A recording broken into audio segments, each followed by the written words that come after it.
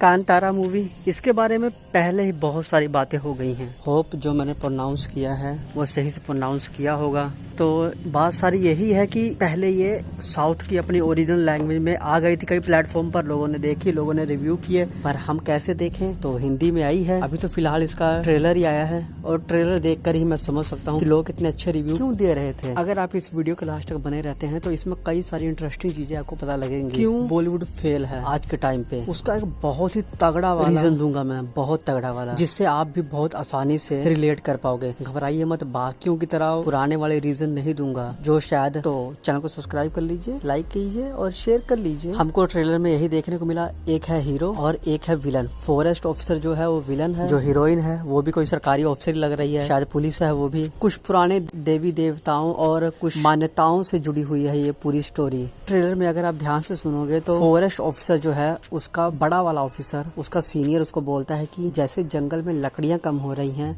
वैसे तुम्हारी वैल्यू कम हो रही है। समझ रहे हो, लकड़ियां भी कम हो रही हैं। और किसी एक पत्थर का जिक्र हुआ है कि अगर वो पत्थर वहां से हट गया तो काफी सारी तबाही आ सकती है, कुछ बुरा हो सकता है। वहीं जो भी गड़बड़ी हो रही है जंगल में, उन सब का इल्जाम जो हमारे फॉरेस्ट ऑफिसर हैं वो लगा रहे हैं हमारे हीरो पर। हीरो का आना जाना है जंगल में। सबसे मेन चीज जो है वो आप ध्यान से सुनना और आप ध्यान देना, जब अगर आप कोई भी साउथ की मूवी देख रहे हो, चाहे वो छोटे बजट की हो चाहे वो बड़े बजट की, वो किसी भी लेवल पर पहुंच जाए, वो हमेशा अपनी संस्कृति को, अपने जो पुरानी कहानियां हैं, जो ईश्वर के बारे में बातें होती हैं और जो उनके त्योहार वगैरह होते हैं, उनको दिखाने में, उनके बारे में बात करने में, उनको दुनिया के सामने रखने में अपने सिनेमा के थ्रू कभी शर्माते नहीं हैं। आप इसमें भी देख लो, शुरू में जो इंसान दिखाया गया है कि कौन दिखाया गया है, वो जो तांडव कर रहे हैं, जो चिल्लाते हुए जा रहे हैं, एक अलग तरह का साउंड निकाल रहे हैं, जिन्होंने कवर सा पहना हुआ है, मेकअप किया हुआ, तो वो क्या है, वो कुछ ना कुछ तो रिलेट है ना पुरानी कहानियों से या किसी तरह से होगा। आप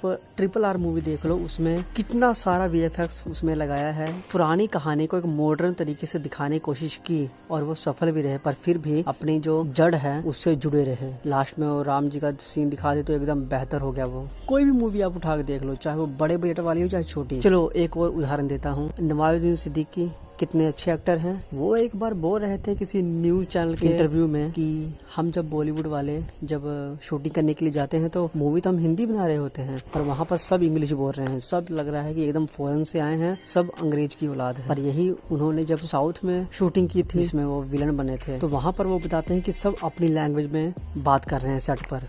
अगर वो कन्नड़ है तो कन्नड़, मलयालम है तो मलयालम, तेलुगु, तमिल, पूरा मजा ले रहे हैं। एकदम फील में काम चल रहा है, एकदम फ्लो में, बढ़िया। और जो रिजल्ट निकल के आता है इन सब चीजों से वो बढ़िया ही होता है। और बॉलीवुड में वही चीज गायब है, वो सोल गायब है, जिससे वो ऑडियंस के साथ कनेक्ट कर ही नहीं पाते। बॉलीवुड में सिर्फ एक ही चीज रह गई है कि प्रेम कथा बनाओ, पैसा कमाओ। चलिए छोड़िए, हम आते हैं अपना कांतारा के ऊपर। तो कॉन्सेप्ट अलग है, स्टोरी टेलिंग में मुझे बहुत ज्यादा इंटरेस्ट है कि किस तरह से दिखाया गया होगा, स्क्रीन प्ले क्या होने वाला है। तो जिस तरह की मूवी दिख रही है तो शायद मैं अंदाजा लगा सकता हूँ कि ये मूवी इतनी बड़ी नहीं होगी, शायद 2 घंटे के अंदर अंदर ये मूवी खत्म हो जाएगी। हम एक्साइटेड हैं, आप कितने हैं कमेंट करके बताइए। और अगर आपने अभी तक ट्रेलर नहीं देखा तो आपको YouTube पर जाकर देखना चाहिए, मजा आएगा। तो अगर घूमते फिरते आए हो तो ज्यादा से ज्यादा चैनल को सब्सक्राइब जरूर कर दो। बाकी मिलेंगे नेक्स्ट वीडियो में नए कंटेंट के साथ, तब तक ले जय हिंद।